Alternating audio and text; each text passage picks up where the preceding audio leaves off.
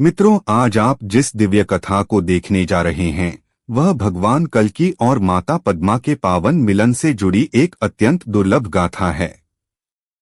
यह कथा कल्की पुराण में वर्णित है, जिसकी रचना महर्षि वेदव्यास जी ने अपनी दिव्य दृष्टि से सहस्रों वर्ष पूर्व संस्कृत भाषा में की थी। उसी पवित्र ग्रंथ के आधार पर इस कथा को सरल हिंदी में आपके समक्ष प्रस्तुत किया जा रहा है।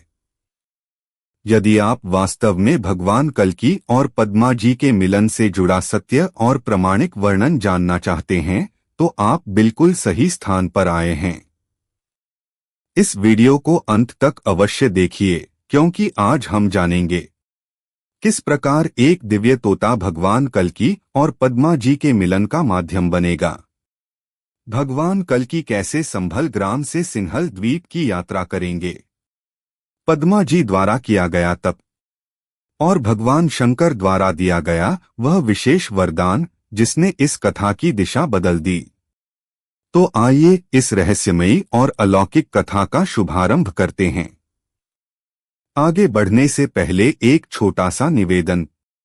यदि आप इस चैनल पर पहली बार आए हैं तो कृपया चैनल को सब्सक्राइब करें और बेल आइकन दबाएं, ताकि ऐसी ही प्रामाणिक और पौराणिक जानकारियां आप तक निरंतर पहुंचती रहें।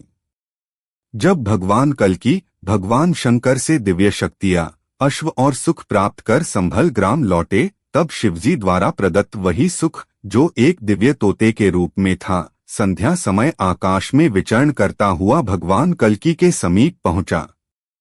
वह तोता मधुर स्वर में भगवान की स्तुति करने लगा। उसकी स्तुति सुनकर भगवान कल्की प्रसन्न हुए और बोले, हे शुक, तुम कहां से आ रहे हो?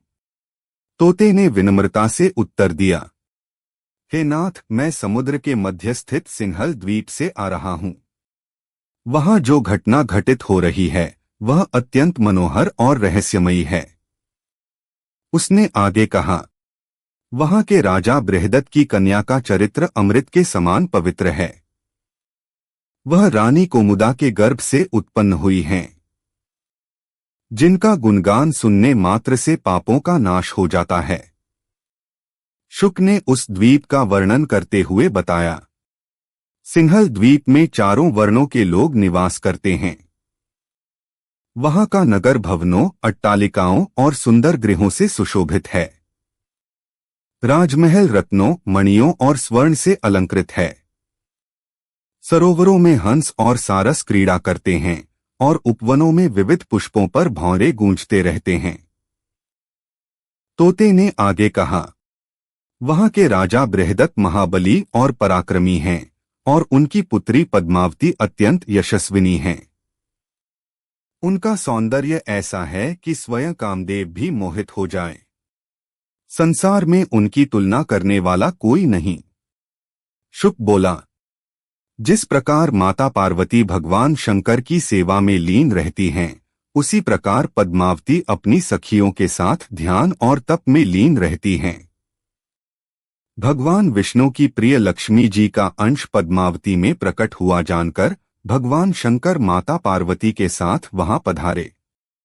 शिव पार्वती को देखकर पद्मावती ने लज्जा से अपना मस्तक झुका लिया। तब भगवान शंकर बोले, हे सुभगे, तुम्हारे पति स्वयं भगवान नारायण होंगे। इस लोक में कोई भी राजकुमार तुम्हारे योग्य नहीं है। जो भी मनुष्य तुम्हें कामभाव से देखेगा वह तत्काल स्त्री रूप को प्राप्त होगा। यही नियम देवताओं, नागों और गंधर्वों पर भी लागू होगा। शिवजी ने आगे कहा, भगवान नारायण के अतिरिक्त यदि कोई तुम्हें पत्नी रूप में प्राप्त करना चाहेगा तो उसे भी यही परिणाम भोगना पड़ेगा।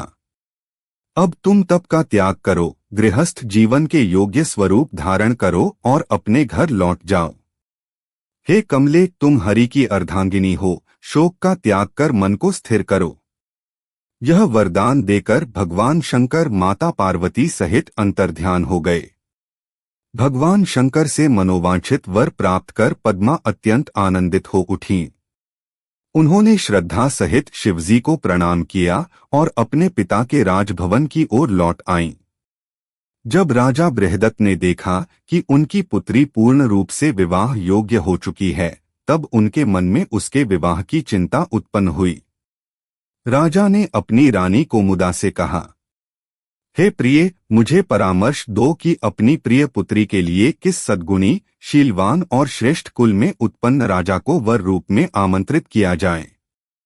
यह सुनकर रानी कोमुदा ने भगवान शंकर के वचनों का स्मरण कराते हुए उत्तर दिया, स्वामी स्वयं महादेव ने कहा है कि पद्मा के पति भगवान श्रीहरि ही होंगे।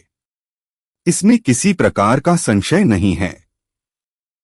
रानी की बात सुनकर राजा कुछ चिंतित हो उठे और बोले, हे प्रिय, यह तो सत्य है, किंतु यह बताओ कि भगवान विष्णु कब और किस प्रकार मेरी कन्या का पाणिग्रहण करेंगे।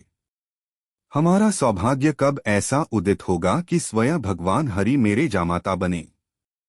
इन विचारों में डूबे हुए राजा बृहदत्त ने निश्चय किया कि कन्या के लिए स्वयंवर रचा जाए। उन्होंने देश विदेश के गुणी, बलशाली, रूपवान और ऐश्वर्य संपन्न राजाओं को आदरपूर्वक आमंत्रित किया। कुछ ही समय में सिंहल देश में पद्मा के स्वयंवर का भव्य आयोजन होने लगा। नगर को तोरणों, ध्वजाओं और रत्नजड़ित अलंकरणों से सजाया गया। राजाओं के निवास स्थान भव्य रूप से सुसज्जित किए गए। विवाह की अभिलाषा लिए हुए अनेक नरेश स्वर्ण, मणि और रत्नों से अलंकृत होकर अपनी विशाल सेनाओं के साथ वहां पहुंचे। वे सभी राजा विविध प्रकार के वस्त्रों, आभूषणों और पुष्पमालाओं से शोभायमान होकर रंगभूमि में आए और सम्मानपूर्वक अपने अपने आसनों पर विराजमान हुए। पद्मा का स्वयंवर में प्रवेश। जब राजा बृहदत्त ने सभा में उपस्थित समस्त राजाओं को देखा, तब उन्होंने अपनी कन्या को स्वयंवर मंडप में बुलाया। चंद्रमा जैसी कांति वाली, श्यामल केशों से सुशोभित, मणिमोतियों और रत्नों से अलंकृत हार धारण किए हुए पद्मा मानो स्वयं माया या कामदेव की पत्नी के रूप में अवतरित हुई हो, ऐसा प्रतीत होने लगा। तोते शुक ने भगवान कल्की से कहा, हे प्रभु, मैंने स्वर्ग, मृत्यु और पाताल तीनों लोकों का भ्रमण किया है, परंतु ऐसी अनुपम सौंदर्यवती कन्या मैंने कहीं नहीं देखी। पद्मा के पीछे दासियां चल रही थीं और चारों ओर सखियां थीं। रंगभूमि के अग्रभाग में बंदीजन स्तुति कर रहे थे। मंद मंद गति से चलते हुए पद्मा ने स्वयंवर सभा में प्रवेश किया। लाल रेशमी वस्त्र धारण किए हुए, कोयल जैसी मधुर वाणी वाली उस राजकन्या के रूप से तीनों लोग मोहित हो रहे थे। हाथों में रत्नमाला लिए चंचल दृष्टि से सब राजाओं को देखते हुए वह आगे बढ़ती चली जा रही थीं। पद्मा के सौंदर्य को देखकर अनेक राजा कामवश हो उठे। उनकी ऐसी दशा हुई कि वे सुध-बुध खो बैठे और उनके वस्त्र तक पृथ्वी पर गिरने लगे। जैसे ही उन्होंने वासनामय दृष्टि से पद्मा को देखा, वैसे ही भगवान शंकर के वरदान के अनुसार वे सभी उसी क्षण स्त्री रूप में परिवर्तित हो गया। वे सुंदर मुख और कमल जैसे नेत्रों वाली स्त्रियां बनकर पद्मा की सहेलियों की भांति उनके पीछे पीछे चलने लगे। शुक ने आगे कहा, हे प्रभु, उस समय मैं स्वयं एक वृक्ष पर बैठकर यह अद्भुत दृश्य देख रहा था। जब यह दृश्य पद्मा ने देखा तो वे अत्यंत व्याकुल हो उठीं। उन्होंने अपने आभूषण उतार दिए और शोक में पृथ्वी को कुरेदने लगीं। फिर उन्होंने भगवान शंकर के वरदान की सार्थकता के लिए भगवान विष्णु को पति रूप में स्मरण किया। सखियों के मध्य खड़ी होकर पद्मा ने अपनी निकटवर्ती सहेली विमला से कहा, हे सखी, क्या विधाता ने मेरे भाग्य में यही लिखा है कि जो भी पुरुष मुझे देखे वह स्त्री बन जाए। जैसे मरुभूमि में बोया गया बीज निष्फल होता है, वैसे ही मेरी तपस्या व्यर्थ चली गई। उन्होंने करुण स्वर में आगे कहा, यदि भगवान विष्णु मुझे स्वीकार नहीं करेंगे तो मैं उन्हीं का ध्यान करते हुए अग्नि में प्रवेश कर जाऊंगी। भगवान हरि के त्याग के बाद मेरे लिए जीवन का कोई अर्थ नहीं रह जाएगा। शुक बोला, हे नाथ, पद्मा के इस करुण विलाप को सुनकर ही मैं आपके पास आया हूं। अब आप ही उन्हें आश्वासन देने के लिए सिंहल देश पधारिए। तोते के ये वचन सुनकर भगवान कल्की अत्यंत विस्मित हुए और बोले, हे शुक, तुम सत्य कहते हो। मेरी प्रिय पद्मा को सांत्वना देने के लिए मैं शीघ्र ही सिंहल द्वीप की ओर प्रस्थान करूंगा। हे पद्मा, जिस तेजस्वी और अनंत प्रकाशमय स्वरूप का तुम ध्यान करती हो, उसी स्वरूप में भगवान वासुदेव और वह मानव रूप दोनों में कोई भेद नहीं है। जो नारायण हैं वही कल्कि हैं। यह सुनते ही पद्मा चकित हो उठीं और बोली, हे शुक, तुमने अभी क्या कहा? कृपा करके यह बात पुनः कहो। क्या सचमुच भगवान ने पृथ्वी पर अवतार लिया है? यदि तुम उनके विषय में सब कुछ जानते हो तो मुझे विस्तार से सुनाओ। तुम वृक्ष से नीचे आओ, मैं विधिपूर्वक तुम्हारा सत्कार करूंगी।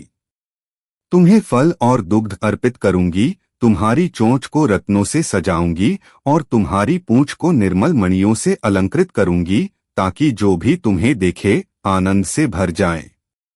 पद्मा ने आगे कहा, तुम्हारे शब्दों ने मेरे हृदय की पीड़ा को शांत कर दिया है। अब बताओ मुझे आगे क्या करना चाहिए। मैं अपनी सखियों के साथ तुम्हारे बताए प्रत्येक शब्द पर विचार करूंगी। पद्मा के इन मधुर वचनों से प्रसन्न होकर शुक उनके समीप आया और बोला, हे देवी, लक्ष्मीपति भगवान ने धर्म की स्थापना के लिए ब्रह्मा जी की प्रार्थना पर संभल ग्राम में विष्णुयश के गृह में अवतार लिया है। वे वहां अपने माता पिता के साथ निवास करते हैं। उपनयन संस्कार के पश्चात उन्होंने भगवान परशुराम से वेदों और धनुर्विद्या की शिक्षा प्राप्त की। तत्पश्चात शिवजी से दिव्य अश्व, कवच और वरदान पाकर वे पुनः संभल ग्राम लौट आए। यह वृत्तांत सुनकर पद्मा अत्यंत हर्षित हुई। उन्होंने भगवान कल्कि को आदरपूर्वक आमंत्रित करने के उद्देश्य से शुक को पुनः भेजने का निश्चय किया। उन्होंने शुक से कहा, हे शुक, यदि प्रभु यहाँ शीघ्र न आए तो मेरी ओर से उन्हें प्रणाम कहना और यह बताना कि शिवजी से प्राप्त वरदान इस समय मेरे लिए श्राप के समान प्रतीत हो रहा है। पद्मा की बात सुनकर शुक ने बार बार उन्हें प्रणाम किया और आकाश में उड़ते हुए भगवान कल्कि द्वारा रक्षित संभल ग्राम की ओर चला गया। जब भगवान कल्कि ने शुक को आते देखा तो प्रेमपूर्वक उसे अपनी गोद में बैठा लिया। शुक स्वर्ण, मणि और रत्नों से अलंकृत था। भगवान कल्कि अत्यंत प्रसन्न हुए। उन्होंने स्नेहपूर्वक शुक का सत्कार किया, उसे दुग्धपान कराया और पूछा, हे शुक, तुम अभी कहाँ से आ रहे हो? वहां तुमने कौन सी अद्भुत बातें देखीं? किसने तुम्हें इन रत्नों से विभूषित किया? जब तुम मेरे पास नहीं होते तब मेरा एक क्षण भी युग के समान बीतता है। भगवान के ये वचन सुनकर शुक ने बार बार प्रणाम किया और पद्मा द्वारा कही गई समस्त कथा, उनका विलाप और संवाद सब कुछ नम्रता से सुना दिया। यह सुनते ही भगवान कल्कि आनंदित हो उठे। वे शिवदत्त दिव्य अश्व पर आरूढ़ हुए और शुक के साथ सिंहल द्वीप की ओर प्रस्थान कर गए। समुद्र पार करते हुए भगवान कल्कि ने उस नगरी को देखा जो स्वर्ण से दमक रही थी, जहां विविध प्रकार के विमान विचरण कर रहे थे। जलाशयों में हंसों के समूह क्रीड़ा कर रहे थे, कमलों पर भ्रमर गूंज रहे थे और शीतल वायु जलतरंगों के साथ लहराती हुई बह रही थी। वह स्थान कदम, साल, आम, केसर, नारंगी, अर्जुन और नारियल जैसे वृक्षों से सुशोभित था। पुष्पों की सुगंध से संपूर्ण वातावरण दिव्य प्रतीत हो रहा था। नगर के समीप एक वन में स्थित सरोवर के तट पर पहुंचकर भगवान कल्कि पुलकित हो उठे। उन्होंने आदरपूर्वक शुक से कहा, मुझे इस सरोवर में स्नान करने की इच्छा है। शुक ने विनयपूर्वक कहा, प्रभु, मैं अब पद्मा जी के निवास स्थान की ओर जाता हूँ। भगवान कल्कि अश्व से उतरकर सरोवर के समीप एक सुंदर चबूतरे पर बैठ गए, जहां सूर्य किरणें नवीन पत्तियों से छनकर पड़ रही थीं। वहीं से उन्होंने शुक को पद्मा के पास भेजा। शुक पद्मा के भवन पहुंचा और नागकेसर के वृक्ष पर जा बैठा। उसने देखा कि पद्मा अपनी सखियों के साथ अटारी पर पुष्पों की शैया पर विश्राम कर रही हैं। करुण और मधुर स्वर में शुक ने उन्हें पुकारा और भगवान कल्कि के आगमन का समाचार सुनाया। यह सुनकर पद्मा बोली, हे शुक, तुम्हारा स्वागत है, तुम्हारा मंगल हो। शुक बोला, देवी, अब तुम्हारे सारे दुख समाप्त होने वाले हैं। प्रभु सरोवर के तट पर विराजमान हैं और शीघ्र ही तुमसे मिलने वाले हैं। यह सुनकर पद्मा आनंद से भर उठीं। उन्होंने सखियों से कहा, चलो हम सरोवर के तट पर चलते हैं। इसके पश्चात पद्मा पालकी पर आरूढ़ होकर सखियों सहित अनंतपुर से प्रस्थान कर गईं। जैसे रुक्मिणी श्री कृष्ण के दर्शन हेतु आतुर होकर चली थीं, वैसे ही पद्मा भी भगवान कल्कि के दर्शन के लिए शीघ्र आगे बढ़ने लगीं। जिस मार्ग से पद्मा जा रही थीं, वहां के पुरुष उन्हें देखते ही स्त्री बन जाने के भय से इधर उधर छिप गए। मार्ग को पुरुषों से रिक्त देखकर स्त्रियां निर्भय होकर पालकी उठाए आगे बढ़ती चली गईं। इस प्रकार भगवान कल्कि और पद्मा के मिलन की घड़ी समीप आती गई। पालकी में विराजमान पद्मा के चारों ओर उनकी सखियां चल रही थीं। सुगंधित सरोवर के निकट पहुंचकर सभी स्त्रियां जल में स्नान करने लगीं। कुमुदिनियों से भरे उस सरोवर में भ्रमर मंडराने लगे और कमलों की सुगंध से संपूर्ण वातावरण आलोकित हो उठा। हाथों में हाथ डाले हंसी विनोद करती हुई सखियां पद्मा के मन को आनंद से भर रही थीं और पद्मा की उपस्थिति सखियों के हृदय को मोह रही थी। उसी समय पद्मा की दृष्टि एक दिव्य चबूतरे पर गई। वहां उन्होंने सूर्य के तेज से भी अधिक प्रकाशमान भगवान कल्कि को शांत भाव से विराजमान देखा। उनका वर्ण तमाल वृक्ष के समान श्याम था, नेत्र खिले कमल जैसे थे, भुजाएं दीर्घ और बलशाली थीं। वक्षस्थल पर श्रीवत्स का चिन्ह सुशोभित था और कौस्तुभ मणि की दिव्य आभा उनके शरीर को प्रकाशित कर रही थी। इस दिव्य रूप को देखकर पद्मा स्तंभित रह गईं। वे इतनी विभोर हो गईं कि स्वागत करना भी भूल गईं। उनके मन में शंका उत्पन्न हुई, यदि यह महापराक्रमी और रूपवान पुरुष मुझे देखकर स्त्री बन गया तो शिवजी का दिया वरदान यहाँ भी अभिशाप न बन जाए। पद्मा के मन की यह गुप्त भावना अंतर्यामी भगवान कल्कि जान गए। वे जागे और उन्होंने देखा कि लक्ष्मी स्वरूपा पद्मा अपनी सखियों सहित उनके सामने खड़ी हैं। भगवान कल्कि मधुर और स्नेहपूर्ण स्वर में बोले, हे कांत, मेरे समीप आओ। तुम्हारा दर्शन मेरे लिए मंगलकारी है। इस समय संसार का संचालन करने वाले मुझ पर कामरूपी विष का प्रभाव हुआ है। तुम्हारे सौंदर्य रूपी अमृत से ही इसकी शांति संभव है। यह शांति पुण्य कर्मों से भी दुर्लभ है। उन्होंने आगे कहा, जैसे महावत अपने अंकुश से गजराज को वश में करता है, वैसे ही तुम्हारा सौंदर्य मेरे हृदय को आंदोलित कर रहा है। भगवान के इन वचनों को सुनकर और उन्हें सच्चा महापुरुष जानकर पद्मा आनंद से भर उठीं। उन्होंने सखियों सहित मस्तक झुकाया और मन ही मन भगवान कल्कि को अपना स्वामी स्वीकार किया। प्रेम से गदगद होकर पद्मा ने भगवान विष्णु स्वरूप कल्कि की स्तुति की। हे जगदीश्वर, हे धर्म के रक्षक, हे लक्ष्मीपति, आज मैं आपको पहचान गई हूँ। आपकी शरण में आकर मैं धन्य हो गई। तप, दान, जप और व्रत के प्रभाव से आज मुझे आपके दुर्लभ चरणों का दर्शन प्राप्त हुआ है। फिर पद्मा ने विनम्र स्वर में कहा, हे प्रभु, मुझे आज्ञा दें कि मैं आपके चरणों का स्पर्श कर पिता को आपके आगमन का समाचार दूं। आज्ञा पाकर पद्मा अपने पिता राजा ब्रीहड़ के पास पहुंची और भगवान कल्कि के आगमन का वृत्तांत सुनाया। यह सुनते ही राजा हर्ष से भर उठे। उन्होंने पुरोहितों, ब्राह्मणों, परिवारजनों और मित्रों के साथ मंगल गीत और नृत्य करते हुए भगवान कल्कि का स्वागत करने के लिए प्रस्थान किया। पूरी नगरी स्वर्ण तोरणों और ध्वज पताकाओं से सज उठी। जलाशय के तट पर पहुंचकर राजा ने देखा कि विष्णुयश के पुत्र भगवान कल्कि मणिमय वेदी पर विराजमान हैं, मानो घने मेघों के बीच बिजली चमक रही हो।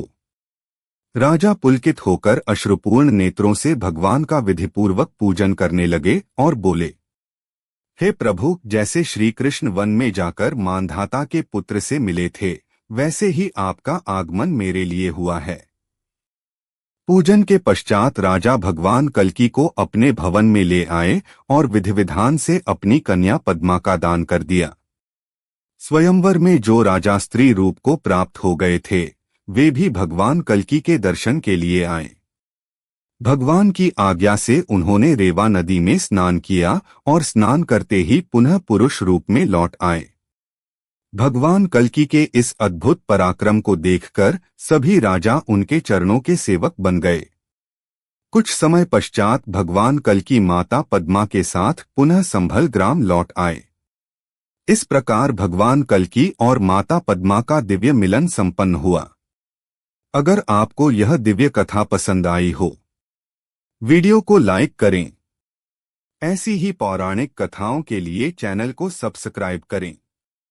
बेल आइकन दबाना न भूलें। धन्यवाद।